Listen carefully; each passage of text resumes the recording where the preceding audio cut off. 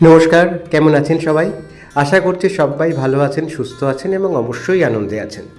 চলুন, লামাটাতে তো অনেক ঘোরাঘুরি হলো, এবার আমরা তিনচুলের পথে যাই। তিনচুলে জায়গাটার নাম শুনে আমার মনে হয়েছিল সেই অনেকটা পঞ্চচুল্লির মতো, যেখানে হয়তো 5টা বরফাবৃত পাহাড়কে আমরা দেখব, বা 3টে বরফাবৃত পাহাড়কে আমরা দেখব, যেহেতু জায়গাটার নাম তিনচুলে। কিন্তু না, সেরকম কিছুই ছিল না। তিনচুলে একটি গ্রাম, যেটি সমুদ্রপৃষ্ঠ থেকে প্রায় 5800 ফিট ওপরে, এবং এটা দার্জিলিং ডিস্ট্রিক্টের মধ্যেই পড়ে। যারা দার্জিলিংয়ের কোলাহল বা ভিড়ভাট্টা যাই বলুন না কেন, সেটা পছন্দ করেন না, একটা অফবিট ছুটি কাটানো জায়গা খোঁজেন, তাদের কাছে কিন্তু এই লামাটা, তাকদা বা তিনচুলে একটি নিরাপদ এবং অবশ্যই প্রাকৃতিক সৌন্দর্যে মোড়া একটা ছুটি কাটানোর ডেস্টিনেশন হতেই পারে। এই তিনচুলে যাওয়ার জায়গাটা যতটা না সুন্দর, এখানে যাওয়ার রাস্তাটা কিন্তু তার থেকেও বেশি সুন্দর। দুপাশে চা বাগান এবং সুন্দর সুন্দর হোমস্টের মাঝখান দিয়ে রাস্তা, এবং এইখানকার প্রাকৃতিক সৌন্দর্য বলতে এখানকার চা বাগান, এবং এখানে যে ভিউ পয়েন্টটি আছে সেখান দিয়ে যদি আকাশে মেঘের আনাগোনা না থাকে বা পরিষ্কার নীল আকাশ থাকে, তাহলে বহু দূরের কালিম্পং শহরকে দেখতে পাওয়া যায়, এবং আরও দূরে সিকিমের কিছু অংশকে এখান থেকে দেখা যায়। এই হচ্ছে এই জায়গাটির আকর্ষণ, কিন্তু প্রধান আকর্ষণ হচ্ছে চা বাগান। পাহাড়ের গায়ে ধাপে ধাপে বেড়ে ওঠা চা বাগান এবং চা বাগানের মধ্যে দিয়ে আঁকাবাঁকা রাস্তা, এই হচ্ছে এইখানকার প্রধান প্রাকৃতিক সৌন্দর্যের চাবিকাঠি। এবং যেহেতু এটি একটি গ্রাম, সেই জন্য গাড়ি ঘোড়া বা বড় বড় বাড়ি বা হোটেলের কোনো আধিক্য নেই। ছোট ছোট হোমস্টে রয়েছে এবং হোমস্টেগুলি খুবই সুন্দর। আমরা যেদিন গেছিলাম সেদিনকার আকাশ সত্যিই খুব পরিষ্কার ছিল, একদম নীল ঝকঝকে আকাশ। তবে নিচের দিকে, খাদের দিকে যেমন শীতকালে কুয়াশা জমে থাকে, সেই রকমই ছিল। সেই জন্য যে ভিউ পয়েন্টটি ছিল সেখান থেকে দূরের জায়গাগুলো খুব একটা পরিষ্কার দেখা যাচ্ছিল না। তবে স্থানীয় যারা গাইড ছিলেন বা যারা ওই বাইনোকুলারের সাহায্যে দূরের জায়গাগুলো দেখাচ্ছিলেন, তারা বললেন যে অধিকাংশ সময় এসব জায়গাগুলো এরকমই দেখায়, কে জানে। দূরে কাঞ্চনজঙ্ঘাও কিছুটা অস্পষ্ট, বা এখন দেখাই যাচ্ছে না বলা চলে। আর ওই দূরে দেখুন কালিম্পং শহরকে দেখা যাচ্ছে, এবং এখান দিয়ে রঙ্গিত নদীকেও দেখতে পাওয়া যায়।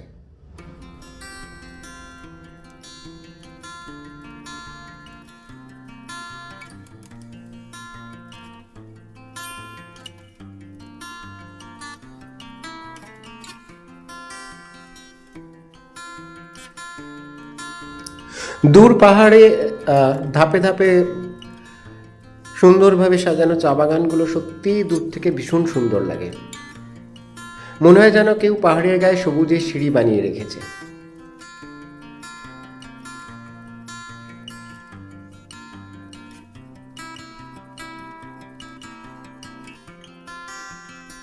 এই হচ্ছে তিনচুলে এর পার্কিং এরিয়া। এখানেই সাধারণত যারা ট্যুরিস্ট আসেন তারা এখানেই থামেন। এখানে কিছু খাওয়া দাওয়া করারও দোকান রয়েছে, তবে সেখানকার মোমো এবং ওয়াইওয়াই কিন্তু সত্যিই খুব উপাদেয়, এবং চায়ের টেস্টও যথেষ্ট ভালো। আমরাও এখানে দুপুরবেলার লাঞ্চটা সেরে নিয়েছিলাম। আর এই হচ্ছে দূরে বয়ে যাওয়া রঙ্গিত নদী। এখানে দূরের দূরের যে পাহাড়গুলো দেখা যাচ্ছে সেগুলোর কিছু কিছু নাম এখানকার স্থানীয় লোকেরা বলছিলেন বটে, তবে আমার খুব একটা বোধগম্য হলো না। আর এই দেখুন, এখান থেকে নদী বয়ে চলেছে, সেই রঙ্গিত নদী। আর দূরে পাহাড়ের গায়ে অস্পষ্ট কিছু জনপদ দেখা যাচ্ছে।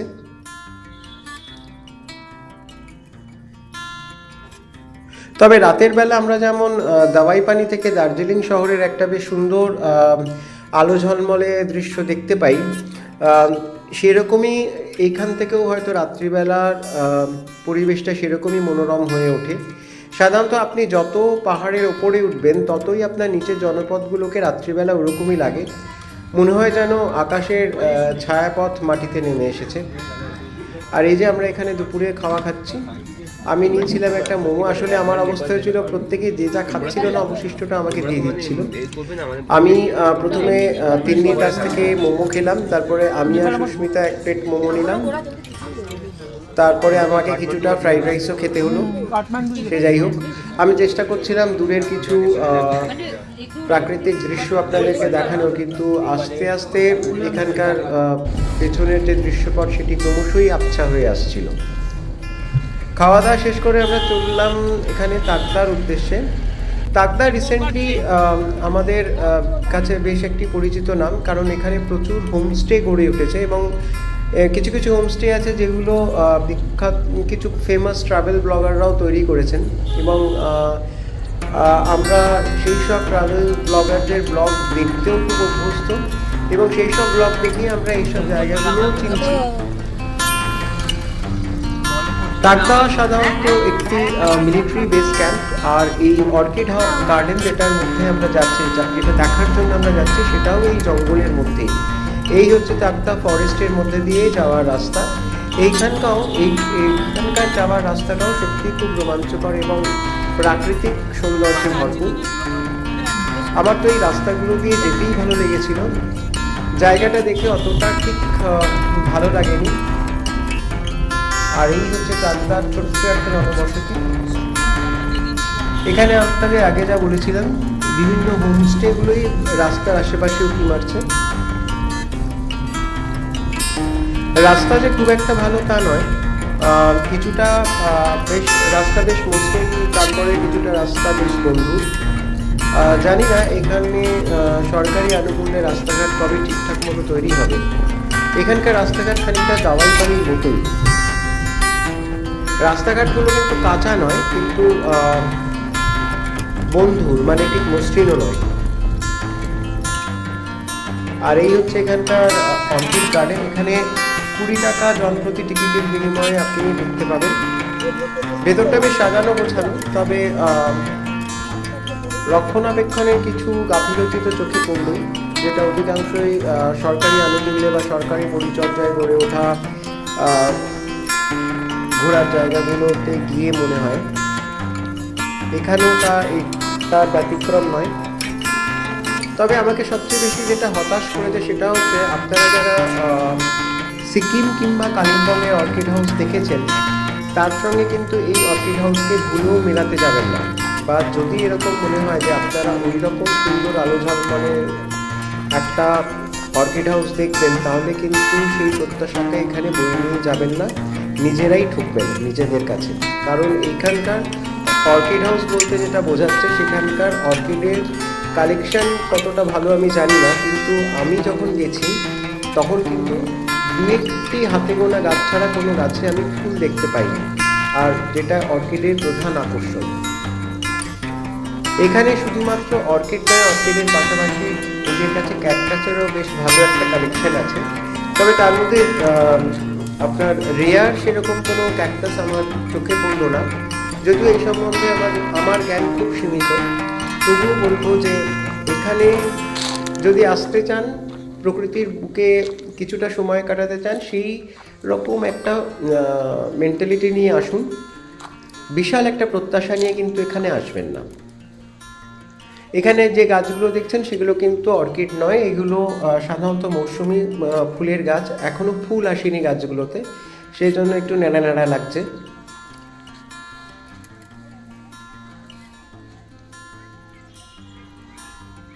অনেকেই ভাবছেন যে এগুলো অর্কিড, কিন্তু না, এগুলো কিন্তু অর্কিড নয়। এখানে পাহাড়ে যেসব গাছপালা জন্মায়, সেই সব গাছগুলো নিয়ে, সেই সব গাছপালাগুলো সংগ্রহ করে যদি এরা কিছুটা মানে একটা ডিসপ্লের ব্যবস্থা করতেন, সেটা হয়তো অনেক বেশি ইন্টারেস্টিং হতো। কিংবা এইখানকার যে আশপাশের যে বনটা আছে, যে ফরেস্ট এরিয়াটা আছে, সেই ফরেস্ট এরিয়ার মধ্যে যদি এখানে একটা ফরেস্ট ওয়াকের ব্যবস্থা করতেন, সেটাও অনেক বেশি ইন্টারেস্টিং হতো। এর মাঝখানে একটা বন্ধ হয়ে যাওয়া ঝর্ণা, আর ওই দূরে ওগুলো আছে, ওই দূরে যে গ্লাস হাউসগুলো, ওইগুলোই অর্কিড হাউস। এই গোল মতো যেটা, সেটার দরজা বন্ধ ছিল, এর ভেতরে কিছু ক্যাকটাস রাখা ছিল। পাশে যে গোল গ্লাস হাউসটা, ওর মধ্যেও ক্যাকটাস রাখা আছে, অর্কিড নেই। চলুন দেখাচ্ছি।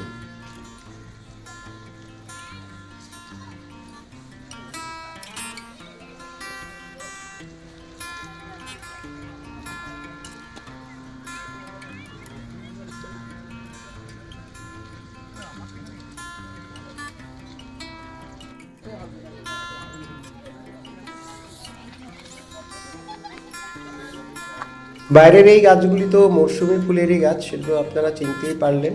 গাঁদা গাছ তো সবাই চেনেন, নতুন করে বলার কিছু নেই। আর ভেতরে আছে কিছু ক্যাকটাসের কালেকশন। দেখতে খারাপ লাগে না, তবে ওই আমরা তো এসছি অর্কিড হাউসের কথা শুনে, সেখানে ক্যাকটাস হাউস দেখতে গেলে মনে কোথাও কি একটা খচখচে কাটা ফোটে, সেটা খুব একটা ভালো লাগে না।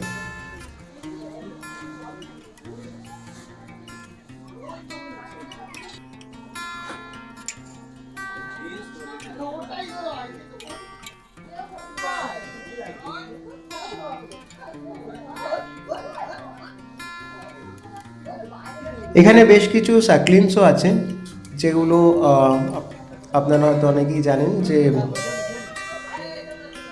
ইনডাইরেক্ট সানলাইটে খুব অল্প জলে এগুলো বেঁচে থাকে দিনের পর দিন।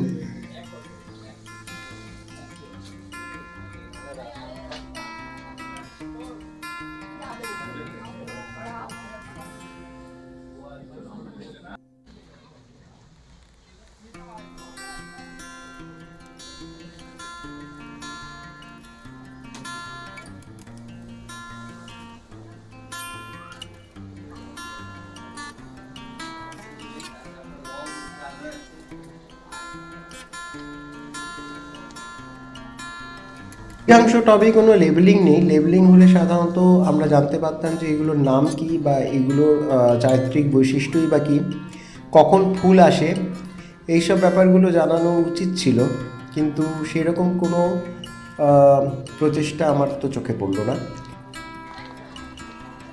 এবার চলুন মেইন অর্কিড হাউসের ভেতরে ঢোকা যাক।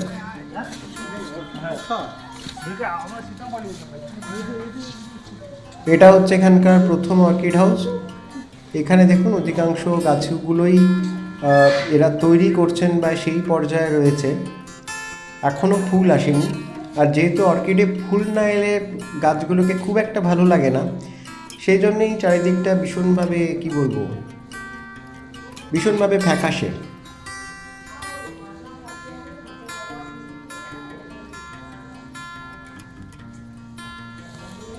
অর্কিড হাউস দেখতে সেই ধরনের কোনো একটা জিনিস কি ভাল লাগে বলুন?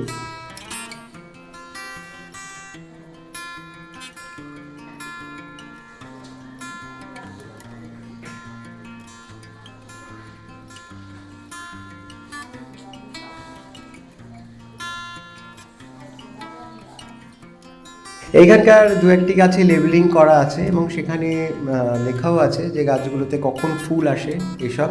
আর ভেতরে একটি বিশাল বোর্ডের মধ্যে এখানে কী কী ধরনের অর্কিড রয়েছে এবং সেগুলিতে কখন ফুল আসে সেই সব বৃত্তান্ত এর মধ্যে লেখা রয়েছে।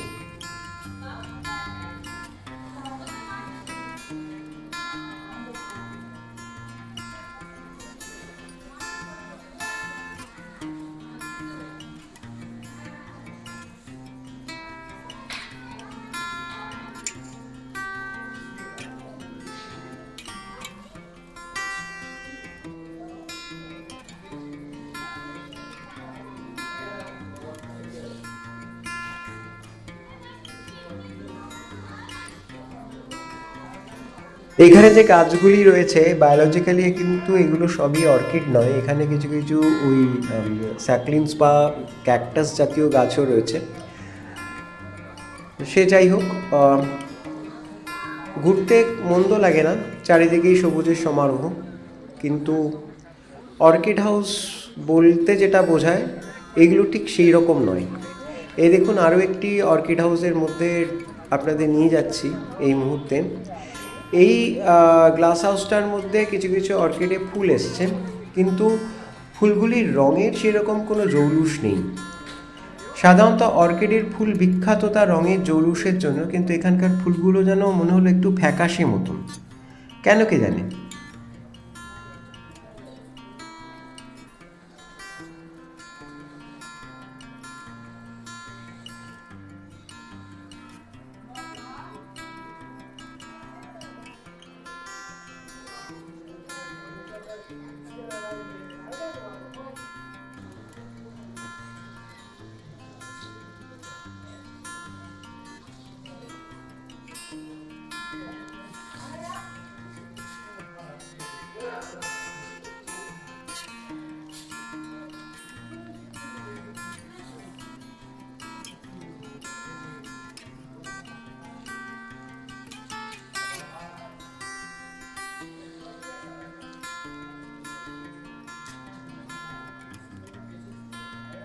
অর্কিডের ফুল ফোটানো কিন্তু একটু কঠিন, একটু চাপের ব্যাপার, কারণ বিশেষ যত্ন এদের লাগে না ঠিকই, কিন্তু ফুল ফুটতে অনেক সময় লাগে। সেরকম ফুল ফুটলেও কিন্তু সেই ফুল অনেক সময় 6 মাস পর্যন্ত গাছে সতেজ থাকে।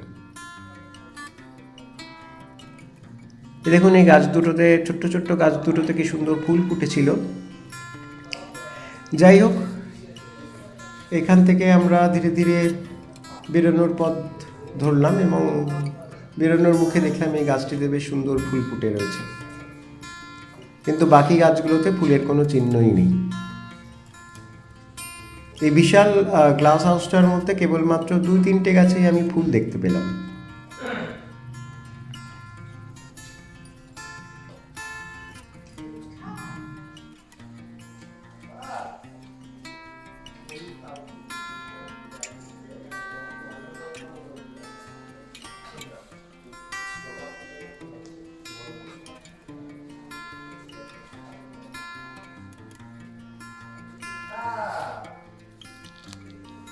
এই জায়গাটা দেখে আমরা বিশাল একটা নার্সারির মতো মনে হলো, যেখানে আবার গাছ বিক্রিরও ব্যবস্থা আছে। এই যে জায়গাটা দেখছেন, এখান থেকে বিভিন্ন ধরনের গাছ বিক্রি হচ্ছে, বিভিন্ন ধরনের গাছ, ক্যাকটাস এবং অবশ্যই তার সঙ্গে অর্কিড। তবে আমি দাম জিজ্ঞেস করলাম, এই যে স্নো হোয়াইট অর্কিডটার যে গাছটা এখানে দেখলেন, সেই গাছটির দাম ওনারা চাইলেন 2800 টাকা, অর্থাৎ 2800 টাকা। আমার একটুখানি বেশি মনে হলো। কিছু ছোট ছোট গাছ কিনবো ভেবেছিলাম, কিন্তু সাধারণত এই পাহাড়ি অঞ্চল থেকে কোনো গাছ কিনে নিয়ে গিয়ে না, আমাদের শহুরে আবহাওয়ায় সেগুলোকে ঠিক বাঁচানো যায় না। যাই হোক, সবাই ভালো থাকবেন, সুস্থ থাকবেন।